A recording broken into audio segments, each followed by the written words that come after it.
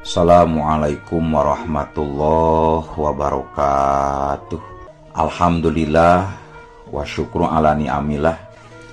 Masih keneh tiasa ditepang dangukeun deui dina acara anu matuh kamemet urang sadayana. Ayeuna kantun bagian anu ka 60 nanya pamiarsa. Atuh ngarah teh nyangkolong tingkana waktu sumangga. Samulangna Pak Ikhlas jeung Pak Jajat, Pak Irwan mah ngadon hulang-hulang sorangan. Siga keur loba anu dipikiran. Teu lila antarana ngurunyung saurang awewe. Anu ditingali tina umurna mah sigana ngan ukur beda saeutik jeung Pak Irwan teh. Aya di sahandapeun Pak Irwan. Kunaon Kang? Katinggalna teh meuni hulang-hulang wae geni. Aya naon? Tanya eta awewe. Anu tayoh namah pamajikan Pak Irwan jiga nama. Teu langsung nembalan. Pak Irwan malah ngisyaratan sangkan diuk heula. Atuh gek pamajikan Pak Irwan diuk di hareupeun salakin. Bakal riweuh pamilihan bupati dina mangsa ayeuna teh nyi euy. Riweuh geura riweuh. Ceuk Pak Irwan mimiti nyewara. Riweuh kunaha? Aya pamilon anu nekat make cara jahat cenah ceuk beja mah ieu teh nyai. Pak Ubar? Lain. Pamajikan Pak Irwan timbang kurang kerung sarta teu kungsi kadal deui pananya atawa pangira-ngira. Siga nu ngahaja ngadagoan sarta hayang mereka sempetan kasalakina pikeun cacarita. Nyawe teu lila antarana Pak Irwan alewoh cacarita. Nepikeun deui sakur laporan anu katampa ti Pak Ikhlas ku dirina. Nepi ka ngarenjak pamajikan Pak Irwan mangsa ngadenge caritaan tinu jadi salakina anu samodel kitu teh. Atuh sina dicerak we ku pihak anu berwajib. Da bahaya diantepkeun mah bapana. Pamajikan Pak Irwan mereka mandang. Nya lamun rek kitu mah kudu geus aya bukti anu kuat ka polisina. Sajabati eta kumaha lamun pihak Pak Akasna mungkir. Malah urang anu dituding mitnah ka manehna meureun. Jadi salagi can aya bukti anu pertela mah urang teu bisa laporan kitu wae. Muhun ari kitu nama bapana. Nanging bahaya ari diantep mah. Bilih seueur nu janten korban. Nya, akang oge nyaho nyai. Tapi kudu tarapti sagarupana oge ulah gagabah. Pamajikan Pak Irwan timbang unggut-unggutan. Keur kitu ngurunyung awewe anu kawilang rada ngoraken. Hapunten ngawagel Pak Bu. Ceuk eta awewe kalayan teu sirikna dodongkoan badegana Pak Irwan sigana mah eta awewe teh. Aya naon? Tanya Pak Irwan. Aya Bapak Gubernur. Parokib. Paroman Pak Irwan siga anu dumadakan bunga. Sumuhun di luar. Jeung keluarga nante. Nyalira Pak sareng kadua supirna. Oh, buru-buru siapkeun kesusuguna Ganjang. Mangga Pak. Geus kitu mah kalian semu guragiru eta badega teh ngoloyor ninggalkeun dununganana. Meh barang pisan jeung ngorelengna badega Pak Irwan ka hiji rohangan. Katembong aya saurang lalaki anu ngurunyung. Aya di saluhureun Pak Irwan lamun ditingali tina umurna mah. Tapi ari katempona mah masih keneh gagah. Kakasepanana oge masih keneh nyesa. Anu tadi disebut parokib teh sigana mah eta jalma teh. Kang, duh mending geus sono. Lawas dilawas teu tepang Kang. Sanempina parokib ka hareupeun Pak Irwan teh. Pak Irwan mah gancang bae ngarangkul siga nu geus sonueun pisan ka parokib teh. Ari parokibna mah teu kaburu nembalan, da bubuhan kaburu dirangkul manten ku nu boga iman. Saleupasna nu sirih rangkul, pamajikan Pak Irwan guragiru suntangan ka parokib, kalayan katembongna siga nu pohara pisan ajrihna. Duh hampura, keur pakepuk pisan ieu teh ai. Tapi da acan aya 2 bulan tepang teh lain asa anyar kene. Cek parokib sanggeusna diuk heula. Mun Kang, nanging asa tos lami pisan karaosna teh. Duh hapunten pisannya Kang, abdi oge teu tiasa nepangan deui ka Akang. Da ayeuna mah nuju seueur padamelan ieu teh Kang. Nya anu penting mah ulah patot-patot we sil doakeun ai. Kumaha kayan barudak calageur nya Epon. Tembal Parokib kituna teh ditungtungan ku ngareret ka pamajikan Pak Irwan anu tetela ngaranna teh Bu Epon. Alhamdulillah akangna anu sulung mah parantos sator deui incu ieu teh. 2 minggu nu kapengker babarna oge, Kang. Ulu Akang oge hayang nempo tapi gewe sakalian bari balik. Dinu kamari keneh meureunnya ari imana si sulung teh Nyai. Parokib ngareret deui ka Pak Irwan. Sumuhun, nahan teh sareng keluargi atuh ka dieu na, Kang. Can kasiwer ari ngajak keluarga mah ieu teh Nyai. Ieu oge maksakeun nyimpang heula ka dieu teh. Peda geus mereskeun urusan ti lawang hiang. Teu oleh ngabahasakeun Akang jeung Ai, Pak Irwan jeung Parokib anu sigana mah adi lanceuk da dina keuretan beungeutna oge loba pisan miripna. Wangkongan adi lanceuk lumangsung kalayan pohara pisan uplekna. Beureun heula sote pedah we aya badegana Pak Irwan anu nyuguhan. Ari Bu Epon mah timbang loba ngaregepkeun batan nyawarana matan nyawara mah. Teu nyalonkeun deui bupati nya Ai. Parokib neuteub ka adina. Parantos sepuh teuing Kang. Keun we bagian batureun. Anu penting mah amanah mikanya karahayatna. Nya alus. Akang oge geus sayang reureuh ieu teh. Teu kuat ari geus kolot teuing mah babari capek. Jadi gawe ge asa kurang naonnya asa kurang laluasa ari geus kolot mah. Pak Irwan jeung pamajikanna meh bareng arunggut-unggutan. Aenya disagigireun ka jurung kurasa sono teh. Pangna nepungan ka ieu teh sabenerna mah aya tepikeun ieu teh ai. Paroman Parokib ka tembongna mimiti daria. Dugikeun perkawis naon Kang? Asal ruas kieu ye abi mah Kang. Kieu ye yi. Sababaraha poe adu geus kaliwat. Dina hiji peuting Akang teh ngimpi kasumpingan ku Kitirta. Saurna teh aki marek mulang cenah. Si Uda mah diphp-keun ka Jang Aris. Nepi ka pating rarenjag ka tembongna teh Pak Irwan jeung Bu Epon mah mangsa ngadenge caritaan Parokib anu samodel kitu teh. Sami pisan, Kak. Kang Irwan oge nyimpen kitu saurna teh. Si Ahmad dititipkeun di Jang Aris. Cek Bu Epon sumuhari weus-weus. Bener eta teh ai. Parokib neuteub ka Pak Irwan. Leres pisan Kang. Saurna teh tong disasaha. Da Jang Aris teh masih keneh sagetih jeung urang cenah. Nya masih keneh baraya sararehan. Baraya urang maksudna mah panginten. Ari kitu nyaurkeun di mana-mana teh dumukna Jang Aris teh eta Kitirta. Da ka Akang mah teu kantos nyaurkeun di mana cicingna Jang Aris teh. Puguh ka abdi oge teu kantos nyaurkeun Kang. Janten abdi oge bingung ieu teh. Duka kedah kamana milarina.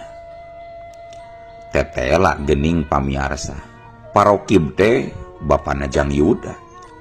Jeung Pak Irwan teh bapana Jang Ahmad. Anu kiwari eta 2 budak teh keur ngancrek di imahna Jang Aris.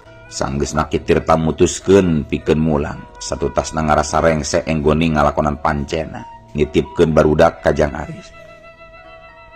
Aduh. Kudu kumaha atunya. Jeung saha deui ari Jang Aris teh. Geus kolot atawa ngora keneh kitu. Dari Kitirta mah bet ka urang oge sok nyebut Ujang geuning. Jadi Ujang Aris eta teh Ujang kolot, Ujang budak eta. Paroman Parokib estuning kebek ku kabingung. Duka atuh Kang, kirang terang. Abdi oge bingung ieu teh. Nanging sapertosna parantos sepuh anu jenenganan Aris teh Kang. Da moal mungkin ari nitipkeun barudak anu ngora mah. Kamelang sareng kasono estuning tos pagaliwot ieu teh abdi mah Kang hayang ngalongok murang kali. asa geus sabaraha taun urang can panggijing barudak teh kan. Bisa jadi eta Jang Aris teh geus kolot beunanya. Tapi ari perkara kamelang mah taya setik-etik acan dina hati akang bayi. Da percaya pisan atuh ka kitir tama unggal ketakna estuning pinuku tinimbangan ieu. Ayi Dikitukeun teh Pak Irwan jeung pamajikanana mah timbang arunggut-unggutan. Sarta antuk nama duanana oge siga nu milu ngabenerkeun kana caritaan anu kedal tina letah paroki. Wangkongan antara Parokib jeung Pak Irwan katut Bu Epon lumangsung lila tur pohara uplekna. Sakapeung wangkongan mengkol heula nyabit-nyabit perkara niat jahatna pihak Pak Akas anu awahing ku hayang meunang dina raraga pamilihan bupati. Nepi ka pohara ngarenjagna Parokib oge mangsa nampa beja kitu teh. Tapi ari mimindeng nama wangkongan teh balik deui kana perkara anakna sewang-sewangan anu ceuk keterangan dina impianna mah kiwari teh keur nganjrek di imana jalma anu ngaran Aris.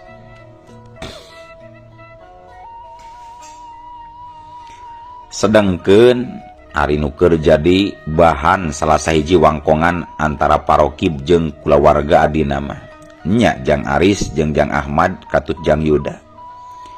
Harita teh keur ngagarimbung di imahna Kang Husna.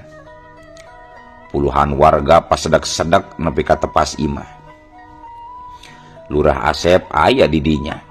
Jang Didin oge tacan mulang ka imahna. Sigana mah sadarea oge sarua. Pangna daratang ka dinya teh alatan hayang nempok hayang Jang Ahmad. Anu dina mangsa peutingna kabeunangan ku panarajang si Pelok. Sakaligus kajurung kurasa kapanasaran. Alatan loba tanyakeuneun ka Jang Aris jeung kanu sejena perkara kajadian anu lumangsung dina peuting anu samemehna. Perkara nyieun kokobongan mah tong waka gurung gusulah. Kapanan sakedeung di oge rek diayakeun acara hajatan ieu teh.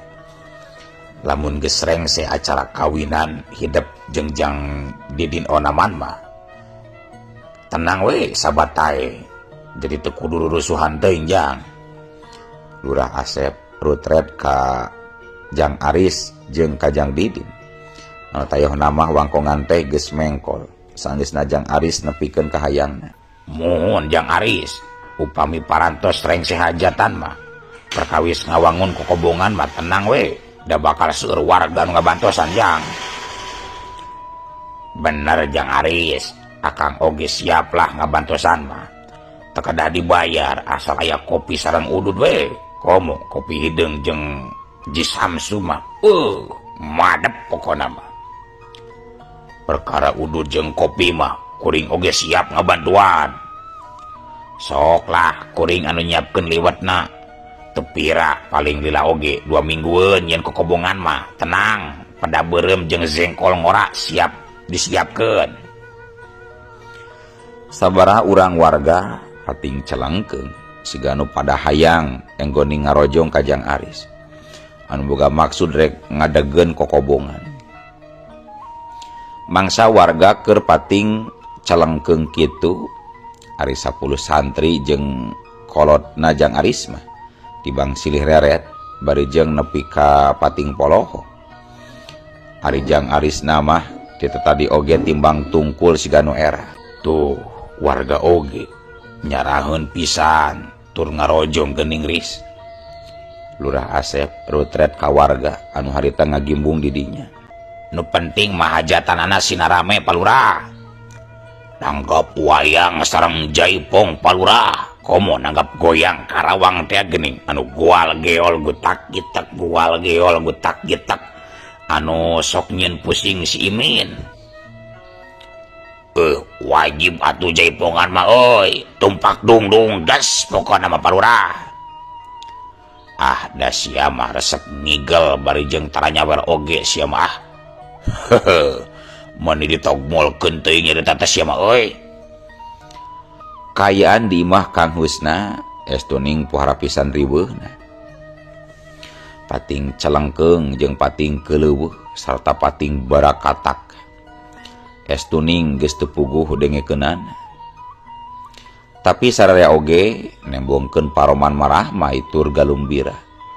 Alatan moalila deui bari saruka bunga enggoning ngareuah-reuah hajatan kawinan Jang Aris anu geus loba pisan jasana ka urang lembur. Tina eta riungan antuk nama meunang kasapukan. Yen perkara ngawangun kokobongan mah rek ditunda heula. Ngadagoan nepi karengsena acara hajat kawinan. Saluyu jeung kahayang kalobaanana warga anu hayang ngareuah-reuah sarta ngayakeun ramean. Sabubarna riungan di imahna Kang Husna pikeun saheulaan mah Jang Yuda jeung opat baladna marilu deui ka imahna Lurah Asep. Ari Jang Atman jeung nu sajena mah angger tetep renggenek caricing di imahna Kang Husna. Meni balager warga teh nya urang dieu mah. Jang Yayat rutret kanu diajak ngomongna. Kituna teh ari dua leungeunna mah teu kungsi eureun. Enggoning meresan wawadahan urut nyuguhan puluhan warga. Si Akang teh atuh top markotop pokona mah. Jang Atman ngacungkeun jempol ka tuhuna. Era puguh oge di kieu-kieu ku warga teh. Kahayang mah biasa we dasar wa manusia. Jang Aris jajauheun ka bungah ka tempona teh. Mata kitu oge geus loba kahutangan budi ku maneh ta warga teris syukuran anggur maris. Nya ari maksud urang mah lain teu nyukuran kana kanya warga ngan asa arera di kitu di kieu teh. Taya nu nembal deui ari Jang Aris geus ngomong kitu mah sararea pak-pikpak deui enggoning meresan wawadahan. Wanci terus nyerelek nepi ka teu karasa geus datang deui mangsana poe. Dina waktu harita mangsa kalolobaana warga geus narungtutan tali brasare. Ari Pak Akas jeung Neng Tina mah masih keneh ngariung di tepas imah. Jeung sabaraha urang lalaki anu pangawakanna estuning kaleker jarangkung badak. Aya kan 8 urangna lalaki anu sigana mah anak buah andalanna Pak Akas eta teh. Ari Juragan Ramdi mah teu katembong irung-irungna acan. Sigana mah geus mulang deui ka tempat panganjrekanana. Pokona ti seret ayeuna unggal peutingna kudu aya nu jaga 2 urang we ulah nepi ka suwung teuing. Cek Pak Akas rutret ka sararea. Siapa asal aya nu ngebul-ngebulan we ari kuring mah Pak. Tembal nu saurang kituna teh bari ditungtungan ku surang aserenge. Gampang perkara nu kitu patut mah deuleu. Asal gawena we montong loba nundutan. Anu keur ngariung di dinya timbang arunggut-unggutan. Ari Neng Tina mah jarang pisan milu nyarita dina mangsa keur loba jalma mah. Biasa be teu beda jeung kalobana sikep pamajikan mangsa keur aya di hareupeun salaki. Rek bagian saheula penting ayeuna nu jaga. Pak Akas rutret ka sararea. Abdi heula we jeung si Kalung Pak. Celengkeungna lalaki anu buukna rada jabri. Kumaha Kalung? Daek jaga jeung si Rabig. Siap. Bade sareng sasa oge. Teu janten masalah kangge abdi mah Pak. Anu disebut si Kalung gancang nyanggupan. Alus. Tapi omat tong loba nundutan di damang samancena nya. Si Rabig jeung si Kalung timbang arunggeuk. Sanggeus ngabagi-bagi duit ka sararea. Pak Akas gancang amitan. Sarta nu saterusna ngoloyor ka jero imah. Dituturkeun ku Neng Tina pamajikanana. Bagja pisan Pak Akas mah euy. Nya, bagja pisan Pak Akas mah. Pamajikan ngora keneh jeba geulis teh nya. Heueuh, moal besen nindihan menangkeun anu samodel Neng Tina mah nya. Unggal poe meureun urang ngempluk pak pluk gitu. Rek make jurus naon we oge. Mujarab jika nama lamun seperti Neng Tina mah. Hush, tong tarik-tarik teuing ngomong nakehen. Bisi kadengieun. Baik moal naon, da eta mah ngadukur saumpama wungkul deuleu. 8 orang anak buah Pak Akas galecok di tepas iman. Siga nu teu hayang buru-buru balik, sok sanajan anu lainna kabagian jaga oge. Da eta meureun di dinya mah loba udud jeung gayemeun. Tapi ari lila ku lila mah anu genepan oge nungtutan marulang. Nepi ka antukna mah ngan kari si Rabig jeung si Kalung. Anu memang keur kabagian pancen giliran jaga peuting hari teh. Ari bas sore anu pagi teh hulu saha cenah eta teh euy. Si Kalung ngareret kanu jadi baladna. Teuing da kayana oge geus ruksak pisan. Ngan ari cek salah seorang warga mah cenah siga Bah Jalus. Orang mana? Teuing ngaing mah teu ngararaho. Di reweg soto galak mana eta teh. Lain soto satu galak menurut Nya eta nya sigana mah di reweg satu galak. tapi teuing ketang teu nyaranaho ya dewek mah. Hahaha. Ongko nya tapi teuing kumaha ieu teh. Heueuh, da can puguh bener ku sato galak atawa lain atuh. Dan nepi ka tarutung geuning siga tapak kaduru piraku sato galak ngayakeun acara barbekyuan mah atau bakar-bakaran. Si ama ari nya capek teh sok ka mana karep barakata anu duaan ngabarakatak saleuseurian siga nu barungah nakeranan. Tetela geuning matak Pak Akas ngayakeun giliran jaga ka anak buahna teh. Sageusna gujrud pedah aya nu manggihan sirahna Bah Jalus. Dina mangsa si Rebig jeung si Kalung keur aruplek tambah kesal teuing enggoning jaraga.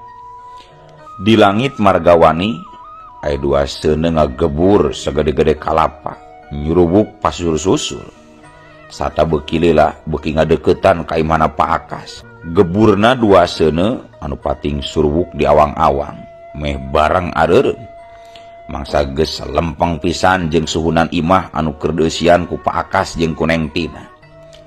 Tapi dina kayaan keur kitu ujug-ujug eueuh waktos amit mundur dipayuneun para wargi sadayana. Hayu assalamualaikum.